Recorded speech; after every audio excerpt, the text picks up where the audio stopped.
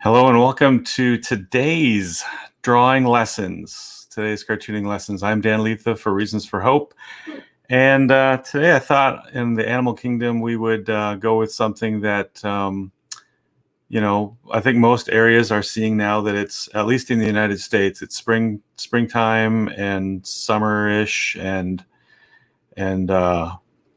So some animals that haven't been here, at least in the northern areas, are here now, and so they're fun to see and observe and listen to and enjoy. So these creatures were created on day 5.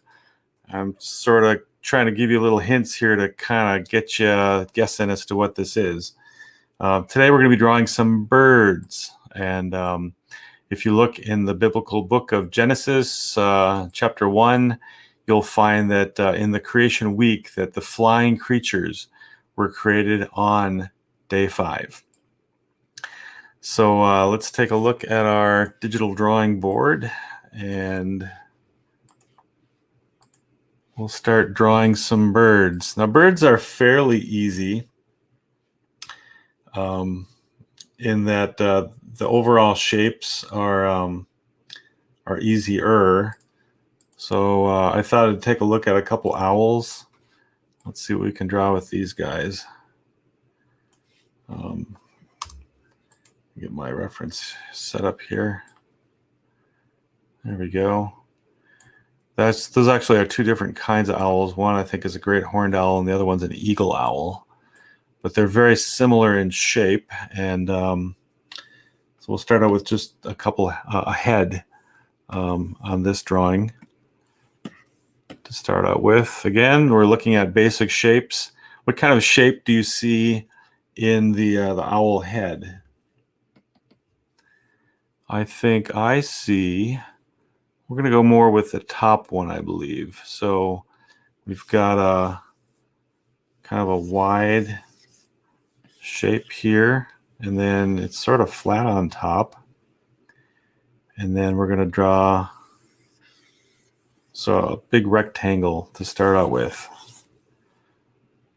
All right, and they've got kind of a circle round thing going on the sides of that, and then down in the middle on this owl here we've got kind of this dip down the brow type of area, and then I love the owl eyes.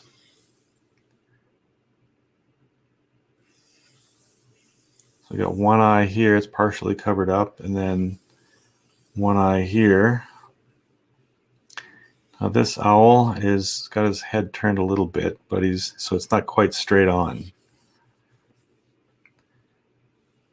And it's funny that that brow thing makes it look like it's kind of an angry look. But it's all feathers. There's no muscles involved here. There's no. And then the beak attaches right here. So that's where it attaches. Although the bottom part goes more like that, and then the top of the beak actually comes out a little bit. So again, I'm just sketching these shapes in to get an idea for the forms and such. And we have one viewer so far.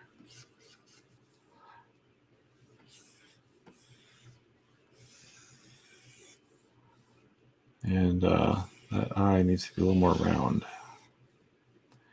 And it's got that big pupil inside. Can anybody tell me an amazing fact, or a very interesting fact at the very least, about owl eyes? I've been doing some research on birds lately. Some fun facts. You pick up a lot of stuff along the way. All right, those eyes are a little out of whack here, so I'm going to move one of them. Again, it's good to get the foundations right before you start inking. And I know this is a bit of a cheat in Photoshop, If you don't have it, you're going to say, hey, I can't do that. Well, sorry. I've been meaning to do a video on tools for students, for digital tools. I'm going to remove some of that right there. That's a little more even. Drawing live is a very interesting thing. All right. Hey, Katie. Yay, finally able to catch a live again. Fun. Any fun plans for your weekend? Here, let me show your comment there. So thanks for chiming in. Any fun plans for my weekend? Well, let's see. We have some friends to visit. There's a graduation, so we're going to go see them. Otherwise, I have a lot of preparation for speaking at a Bible camp coming up this summer. So I'll be spending a lot of time over the weekend working on work stuff, but it's a real privilege to be able to speak at Bible camps, and I'm kind of sad actually right now because one of the camps I was supposed to speak at, or I had planned on speaking at, and this is a camp that I grew up in the Upper Peninsula of Michigan. Just learned this week that they closed down, so they're having financial hardship, and they decided to shut down. So my two, actually I had 3 camps I was hoping to speak at this summer, and it turns out it's just going to be one.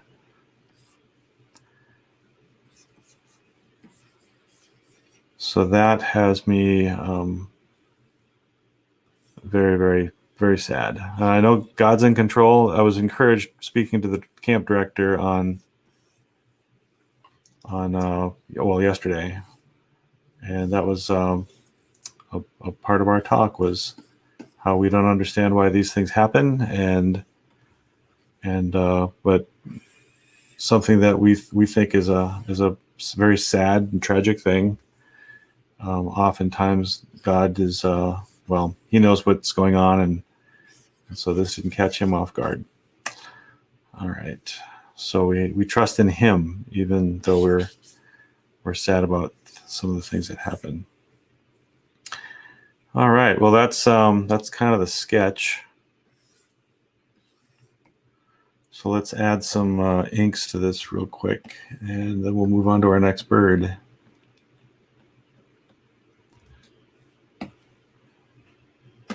All right. Nice. Sounds like a great weekend.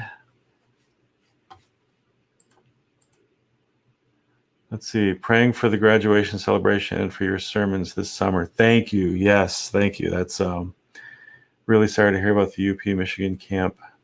You're right, though. God is sovereign. Yes, amen. Yep, Lake Ellen Camp is the camp that I grew up at, and so many stories I could tell you. How the Lord has used that camp in so many lives. I guess camping, not that this drawing lesson's about camping, but it's something that is such an effective, I think, in a needed ministry in these days when you have so many distractions and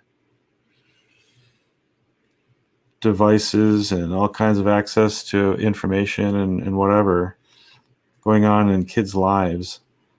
And it's a week where the kids are required to put the devices away, and they have a focus that you don't have anywhere else for the most part. And so I think that's part of the uniqueness of camp ministry is we get them out of their world and focus for a week on scripture and fellowship and all that sort of thing. And then you can enjoy things like owls and things like that too if it's a camp that's out in the woods, like the one that was Lake Ellen. feathers are something that's very fun to draw, and they sure help you get a feel for form. I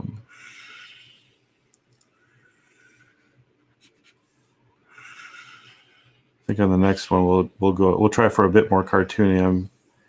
I'm not straying too far into caricaturish.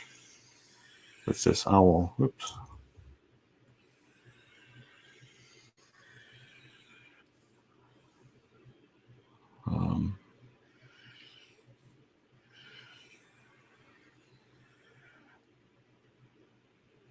Let's see.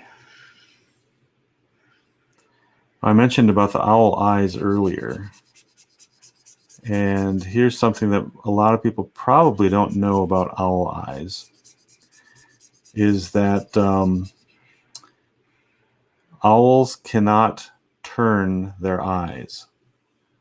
Do you know that? Like, you and I take this ability to look sideways, and you go to the eye doctor and he says, look up, look down, but your head is in the little brace thing or whatever, and you can't move your head. But you can look up and down and sideways and all kinds of places with your eyes, because God has made our eyes so that we can look all around. But the owl's eyes are fixed. They're stationary in their heads. So what does the owl do to compensate for the inability to move his eyeballs? Anybody have any guesses? Well, God has made the owl with the amazing ability to move their heads. It almost seems like they can turn their head all the way around, which is kind of the case. If you take away the feathers, you'll see that owls have long necks that you can't see with all the feathers. And so it appears that here, we'll just kind of sketch that in right there. And this guy would look so much cooler if I had the time to color him. But there's the start for our first bird, an owl. All right, bird number 2.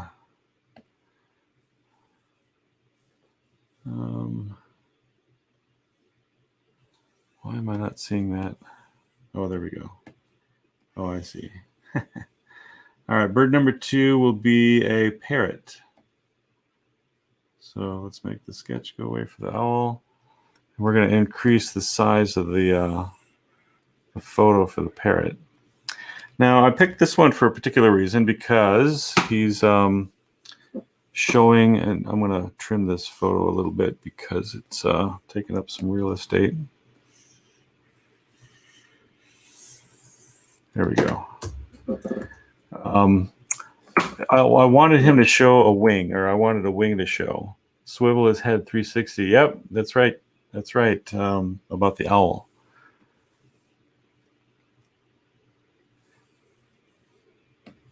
So instead of trying to draw all these individual feathers first, let's sketch our parrot out. And so we've got this circle head. And Katie, I'm gonna have to read your comment about Lake Ellen here in a little bit, but maybe the other campers, the other listeners, viewers can watch. Look at the comment. Okay, so we've got the basic shapes. I got the circle for the head, the wing blocked in, the body here, and then yeah, we're gonna have to move my reference down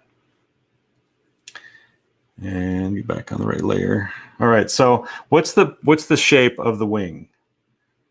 There's kind of a arm, and it sticks out and goes like that.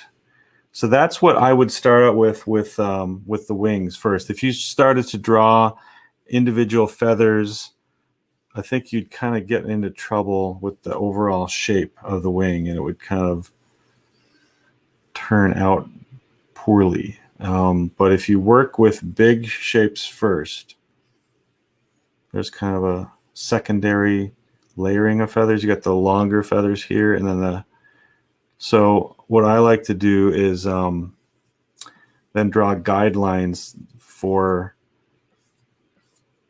and I'm not looking at individual feathers. I don't want to, unless you're trying to draw it perfectly.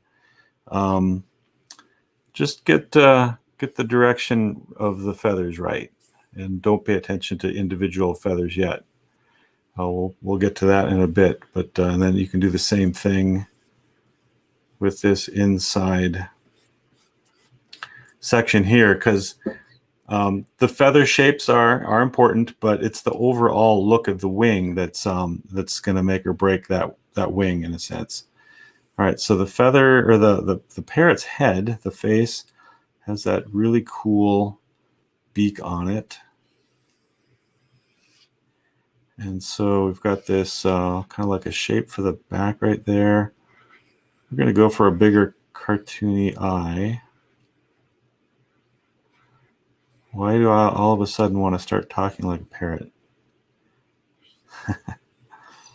For those of you that know me, you know, I have and I'm not actually planning on drawing any ducks today, but I have the ability to talk like Donald Duck. So that's something that I think is a lot of fun. And I'll be doing that at the Bible camp that I speak at, because kids like it and it's fun and entertaining. So if there's anybody out there that has connections with Bible camps, you want to see me in action, connect us up. All right. So we've got the parrot. Again, just working with general shapes and simplifying. And so let's, I think I can take that information now and go for inks here. Oh, you know what I did? Yeah, I drew on the photo layer. Okay. I keep doing that. That's one of the hazards of digital, is that you have these abilities to do different things, but then if you forget, some of those pluses can turn into a minus at times. All right, so I think I've compensated for that. So that's the parrot, that's the photo. Okay. Now what I wanted to do is to take and merge those two layers and then make that go back, and then I'll ink over the top of that. So any parrot lovers out there, I know a particular person that loves birds, and I know she's had birds for quite a while. Now that photo I'm drawing from is sort of small. Whoop, let's go to black for this.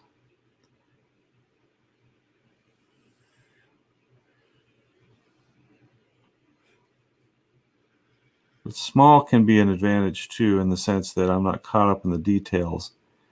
And so I'm going to be forced to fill in some of the details myself. Still have enough to kind of look at,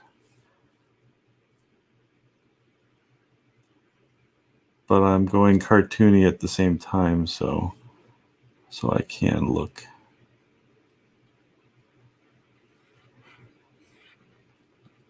at the drawing more than the reference. All right.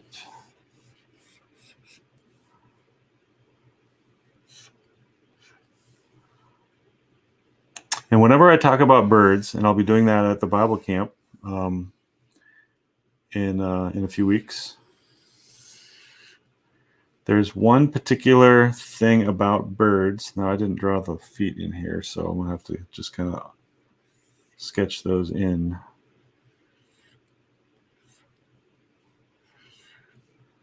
There we go. There's something biblical about birds that's very, very important.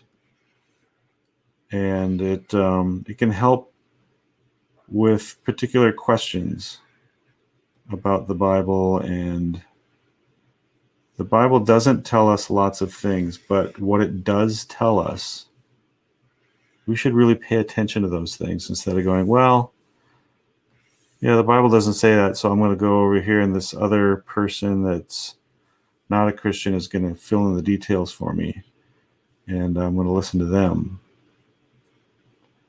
And it depends on what the detail is, because people that don't believe the Bible can be right about a lot of things, but many times when it's that sort of circumstance, the person that doesn't believe Scripture and has a story about the universe or whatever in creation, or maybe it's some moral thing even too, if they've got a different take than the Bible has, if what they says disagrees with the Bible, and so you've got to pick between the two,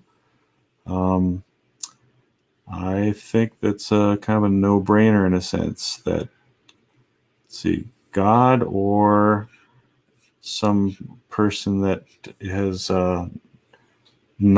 does not have a complete knowledge of whatever the topic is.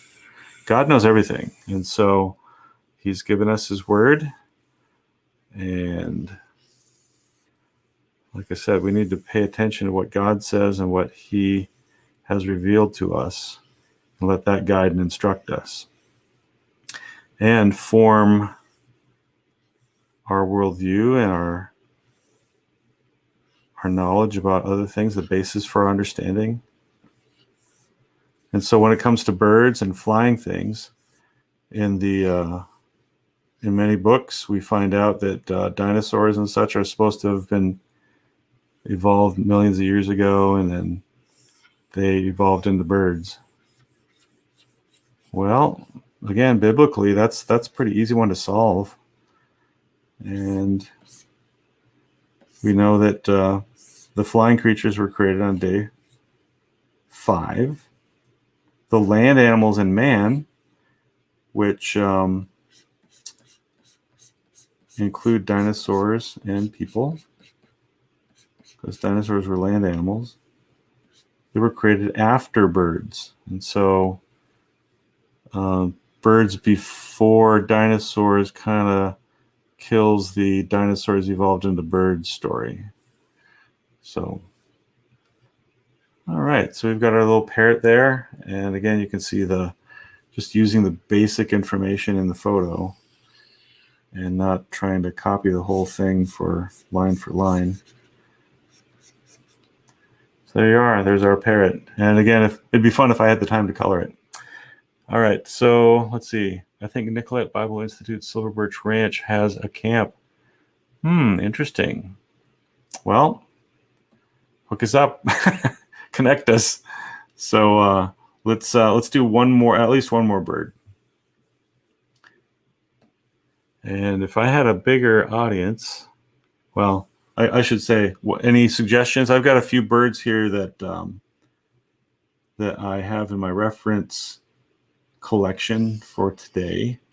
But any special requests for birds? Any particular favorite bird that you have that I might have my photo ready to go?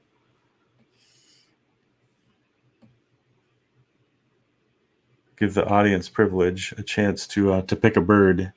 Otherwise, well, let me show you what I have. I'll make this parrot go away.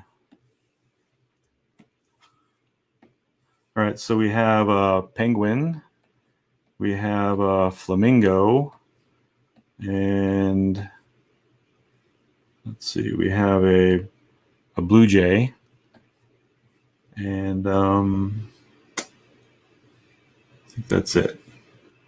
I've gotten some of my layers here mixed up, so not sure of their names, but the green one with the rosy cheeks. I think I know what you mean. Isn't that kind of a lovebird? You see pictures of them kind of together like that? Yeah, I don't have any pictures of any of those. Let's go with the penguin. I know that's not really like what you had picked there, but I think that might be a fun one to end with. So I'm gonna trim this photo again just to give us more real estate to work with. So I've got my selection tool, those of you that want to learn Photoshop someday. And I've traced an outline around that penguin, and now I'm going to hit Command J on my computer. And what I've done is I've made that layer jump forward. What I just cut out, I made it jump out. So if I move the photo behind it, you'll see that, okay, look at that. That little cutout moved up. And so now I've got the reference that I want. Okay. Katie is approving of my penguin. And look, it gives a nice amount of room on my digital drawing board here. Okay. If my pen will behave. What is going on here? Technical difficulties sometimes in the digital world. Okay, there we go. The only technical difficulties you have with a pencil is usually when it just breaks, and you just go sharpen it. All right, so the basic shape for the penguin is a long,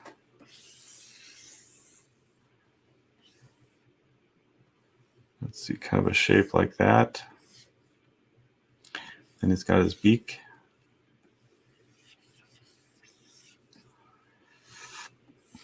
He's got his little chest poking out there. We got the two legs. He's got like these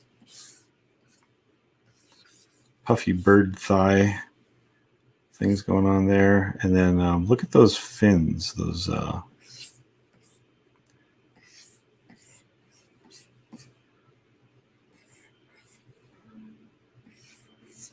I'll just sketch them in like that. Sometimes what I do with feet is I like to draw the foot down and then go out with the middle toe. And then you can kind of get the basis for where the foot is and then draw out from the middle toe. That helps you put the foot on the ground. That's kind of a handy tip.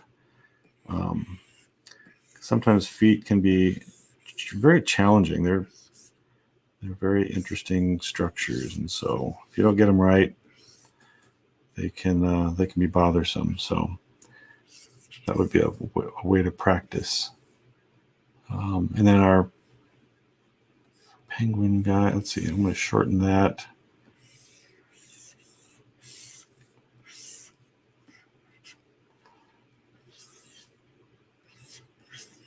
Again, the cartoony eye.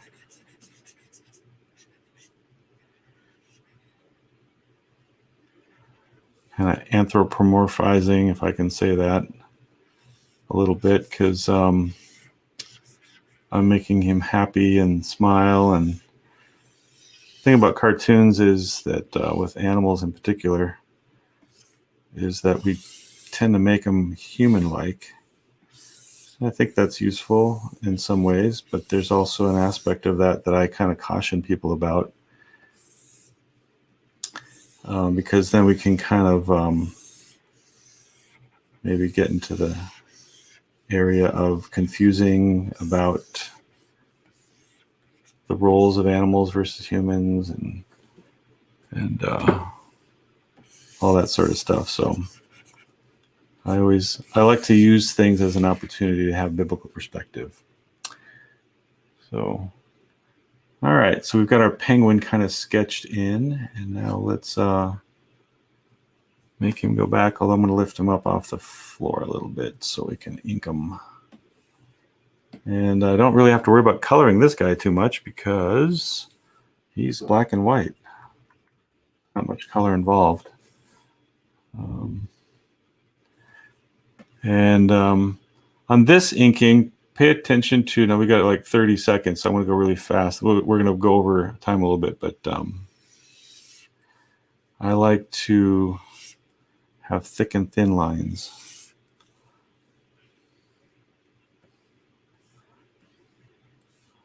All right, so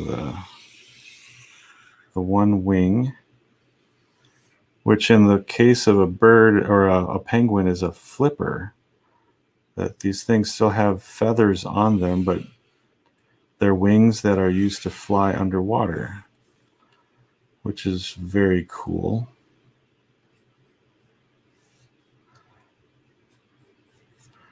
Again, the design that God has given various creatures to live in the areas that they live in is just an awesome thing.